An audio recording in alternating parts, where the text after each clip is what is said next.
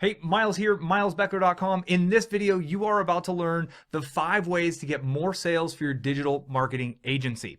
And to help with this, I got my friend Tim Conley here.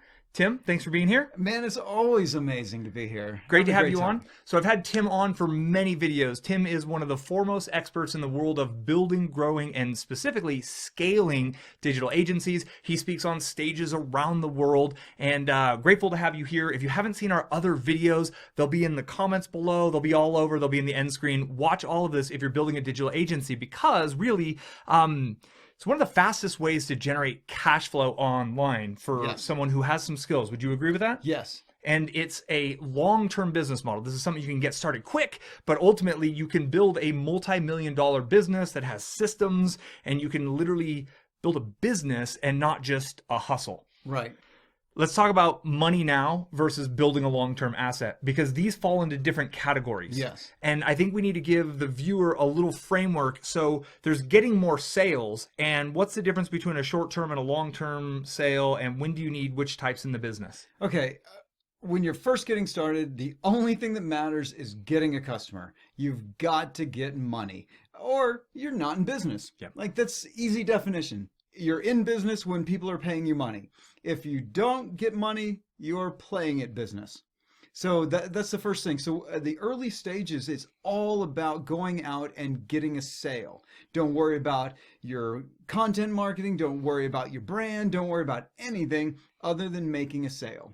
You're going to have a number of pitches, and you're going to have a percentage of those that you close. The more pitches that you make, the better you get at the close, the more sales that you're going to get. But literally all day, every day needs to be focused on that pitch side. And then, so it's almost like hunting in the beginning. And then, building a long-term asset, we want to build systems. We want to build potentially other, we'll talk about the things we want to build, but you want to be more of a farmer. You want to start getting people showing up to you. And really, I think that's marketing, right? Yes. Versus sales. Versus sales. So in the early days, all in on sales. Then as you start to get cash flow and you start to get your kind of legs beneath you, your sea legs on, at that point you want to build marketing systems. And we're going to start with sales and go into marketing. So number 1 on the 5 ways to get more customers is cold outreach.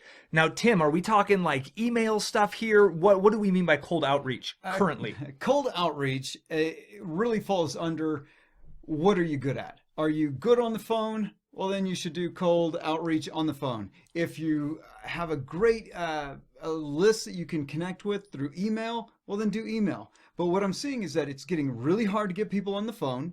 It's getting even harder to get people to actually respond to an email. So the one thing, and it's temporary, but it's working amazingly well right now, is reaching out to people on LinkedIn who fit exactly the kind of business that you wish to work with. As a business owner, I see it all the time, right? My email inbox gets spammed out by cold pitches right now. They're able to find my email account. They're just sending to bulk emails at my domain, et cetera, et cetera. And I think most business owners are in this space. Physical brick and mortar business owners probably get even more than I do. So they're overwhelmed in their inbox, and you want to be able to stand out in an uncrowded environment. And right now, I think what you're saying is the LinkedIn, are you talking about the direct message inbox in LinkedIn? Yes. So LinkedIn direct message inbox is one of these places where you know who they are and what they do, right? Based on LinkedIn, they build out their profile. You know, if you're talking to the chief marketing officer, you know what company they work with. You can do a little research and find out how big is this company? How many employees do they have? How much money do they make? Then you could do a bit of research so you can come at that pitch with some kind of information. But you're able to get a lot of detailed information, so your audience is hyper targeted. Again, how many times are you pitching the right kind of people who have the potential of saying yes, and then what's your close ratio? And you're not in a crowded place. And now that we just brought this live on YouTube, what's going to happen to this method? Well, it's already getting crowded. Yep. That's why I said this is temporary. Yep. Not one type of marketing, not one type of sales is ever going to last and be amazing forever. Marketers ruin everything. Yes, marketers ruin everything. We always flood in and we do the exact same thing everyone else is doing, and it kills it. So the reason I brought that up is because as implementing this in 2020 and beyond, you have really high likelihood of getting some great leads and some great clients from this, but be thinking strategically, right? Like, yes, use this method, but think about why this method works. And as this method gets kind of potentially overrun, you need to be thinking about where that next inbox is. You need to be thinking about where that next connection point is that you have for people that most of your other competitors don't have access to. Correct. So that brings us to number 2. And this one, this was like my must-have on the list.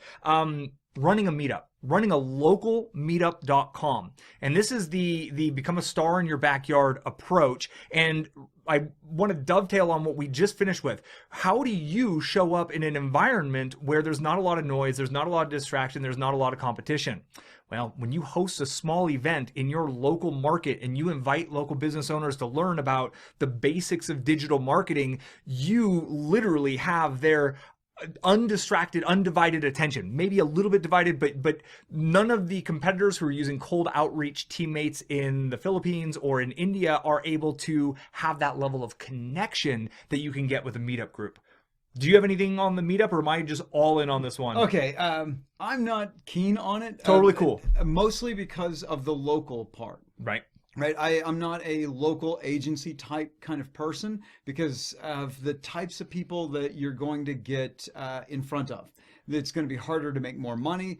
Sure, at the beginning, like I said, make sales. Right. So do it, make sales, get the ball rolling, but you're unlikely to stay there because we're in a global economy. The best thing you can do in building an agency is get clients that are not in your backyard. Clients who have money, lots of money. And I think, honestly, another way of possibly saying this, and excuse me if I'm putting words in your mouth, but the odds of you finding really high value clients in your backyard are probably small. You can find the clients who will have small-ish budgets, the local yoga places, the restaurant owners, etc. But when you grow your agency to where you're servicing businesses that do $10 million a year, $25 million a year, and $30 million a year, the contract size that's a big deal for you is a very little deal for them. But your local yoga studio, that ratio flip-flops. Right.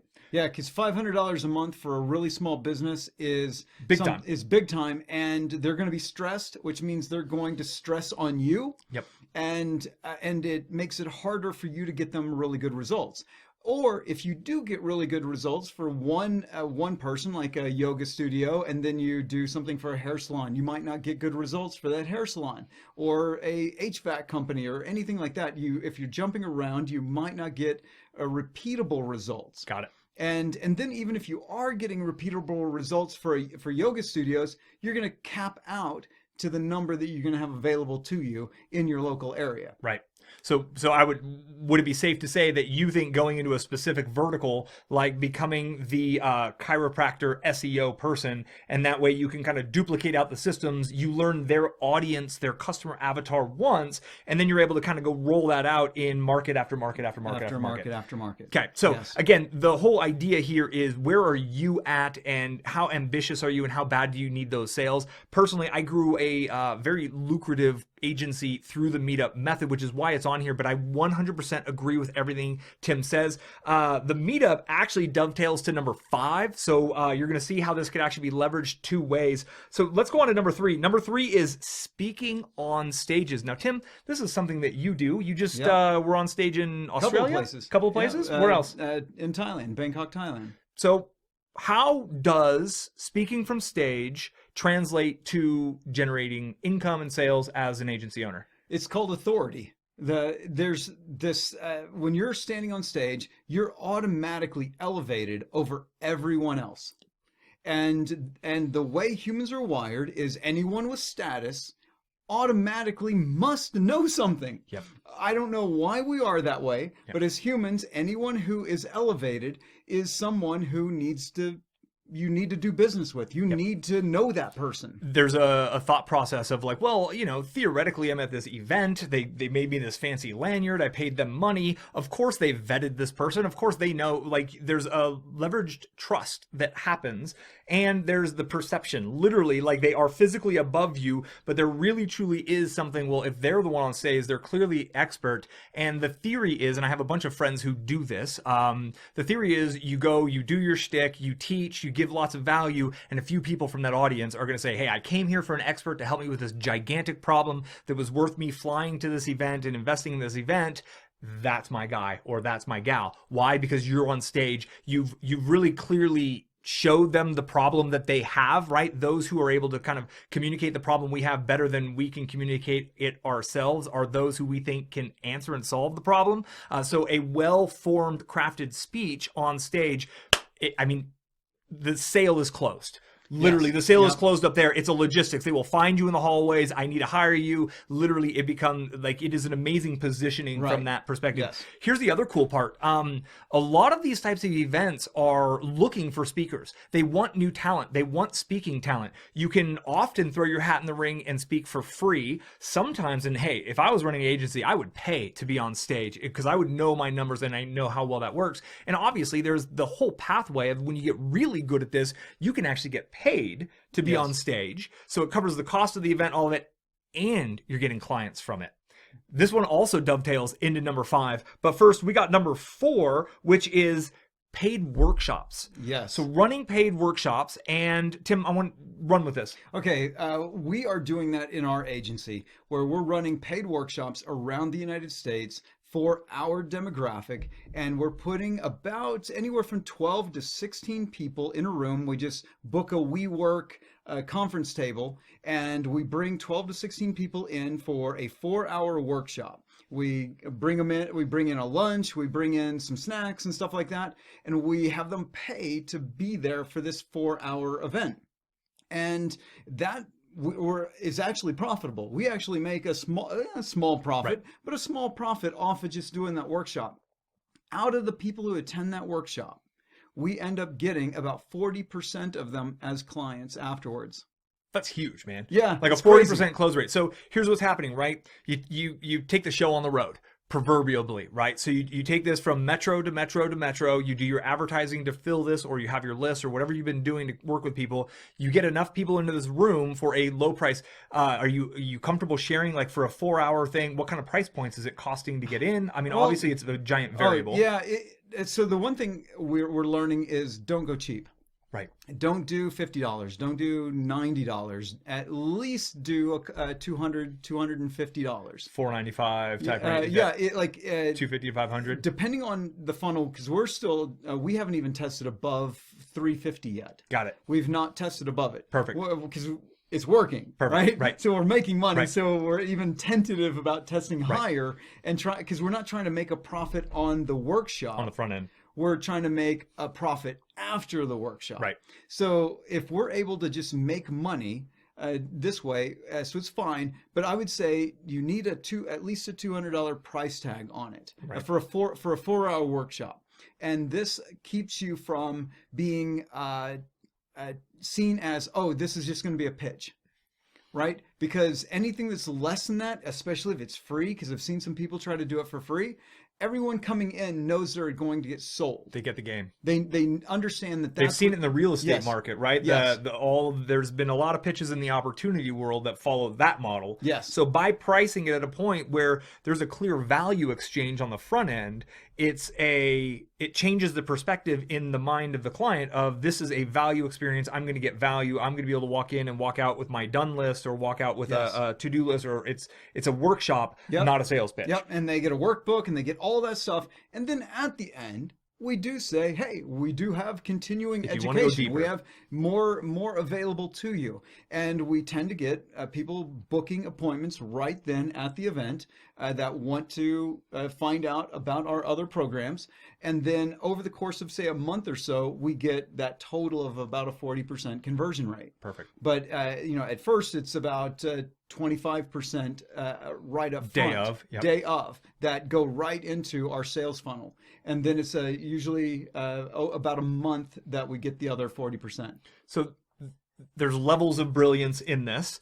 Number one is that, so the theory is, and not theory, it's proven that you're more likely to make a second sale from a past customer than you are to make a new sale to a new person, right? It's easier to make a second sale to someone who bought from you. So if you think about the idea of a tripwire in the completely digital world, this is like a physical world version of that. So their likelihood of buying the, high ticket over the course of 2-3 years, this could be tens of thousands, if not hundreds of thousands of dollars in a contract. That likelihood of saying yes to that goes up significantly because of that small first purchase. That's the first way win. Number two is you're the educator, right? You're coming in, you're teaching, you are already positioned as a paid educator, which clearly they wouldn't doubt your skills. That would be for them to go against kind of their thoughts they're already on. There's some psychology in that. But we do get some people who are skeptics. Right. Well, they come in at first, like, oh, I gave you the $200, but I'm not too sure that this is going to work out. But by the end of the workshop, they've learned so much that they're like, oh, yeah, you guys know what you're talking about. See, that's part three, is the ability to demonstrate experience. When someone pays for the event, the odds are they're not gonna be sitting on their cell phone. They're not gonna be distracted. They're not gonna be on Facebook the whole time. If they paid $200 to be in this event, they're gonna be there with you, and you really help them understand how the game works, how Google works, whatever that part you do of the game. They walk away with this new level of clarity, like, damn, okay, and then that thought of like, well, I don't have to do this right. That's a lot of work, man. I don't know if we could actually pull this off. Oh, you'll do it for me? Great, 40% conversion rate. So it all kind of works together. And then number 5 is content marketing. Now, in the beginning, we talked about kind of the hunting versus the farming, right? The I need to go out and make sales immediately. So you need to be having one-to-one conversations with people. While you're doing that, it's really smart to be building out your marketing stream. Okay, marketing is everything that happens before the sale. Then the selling is that moment of when you're making your offer. And content marketing is #winning. I mean, that's why this channel has 120,000 subscribers. Tim's got a channel. What's your channel? It's 2150. 2150. How do they find your channel? Miles Beckler's. Link below, card up above. I'll link to his channel. They find me through Miles's channel. That's subscribe to his channel. But here's the thing. It's a long process, right? It took me 3 years to really gain momentum in this. Tim, you've been publishing videos left and right. Like, what are your thoughts on content marketing as a content marketer? Is it the quick and easy win? No. But the wins that you do get are powerful wins because you've already demonstrated your knowledge. You've already demonstrated that you're trustworthy. They've built a relationship with you, one-sided, but they've built a relationship with you. And then you start getting people saying, please work with me. They sell themselves first through the relationship. And right, so we both leverage video. So we've spent hours and hours and hours of putting out video content, and viewers are able to watch video after video after video, furthering the relationship, getting to know us, seeing that we're not just pitching left and right, we're actually teaching, right? And that moves the relationship forward, but it takes time. It takes time to put out those videos. It takes time for the algorithm work. Now, here's one of the cool parts. I mentioned that several of these dovetail into number 5. So the Meetup Group, if you're running a local Meetup group, well, record it. If you're doing a talk once a month, twice a month, record your talks. This can go up onto a video. This can go on a YouTube channel. You can put it onto a podcast. You can make blog posts out of the content that you're putting out. So your short-term, near-focus kind of or your Meetup strategy can support a longer-term marketing strategy with the content that you have. You mentioned in another video, the business owners who show up. You can actually do podcasts with them. You can find collab partners and people to create content with in your local market, because when you sit down with somebody, it's a little easier. We don't do Skype interviews together. It doesn't work. So we wait till we're together because this is fun and easy. Yeah.